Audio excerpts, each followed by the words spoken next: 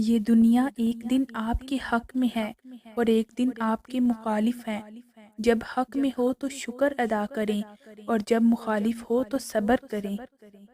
صبر کی ایک بات بہت اچھی ہے، جب آ جاتا ہے تو کسی چیز کی طلب نہیں رہتی۔ صبر رکھیں، اذیت اجر بن جائے گی۔ ضروری نہیں کہ کسی کی بد دعا یا آہ تمہارا پیچھا کرے۔ بعض اوقات کسی کا صبر بھی تمہاری خوشیوں کی راہ میں رکاوٹ بن سکتا ہے۔ دکھ میں کبھی پچھتاوے کے آنسو مت بہاؤ، بلکہ یہ سوچو کہ تم وہ خوش نصیب ہو جس کو اللہ نے آزمائش کے قابل سمجھا۔ زندگی کسی کی بھی آسان نہیں ہوتی۔ زندگی کو آسان بنایا جاتا ہے پیار سے، خلوص سے اور برداشت سے۔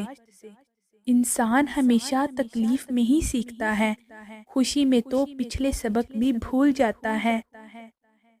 صبر کا گھونٹ دوسروں کو پلانا آسان ہے، خود پیتے ہوئے پتہ چلتا ہے کہ ایک ایک قطرہ کتنا مشکل ہوتا ہے۔ دکھ انسان کو یا تو ریت کی طرح ڈھا دیتا ہے یا پھر چٹان کی طرح کھردرا اور سخت بنا دیتا ہے۔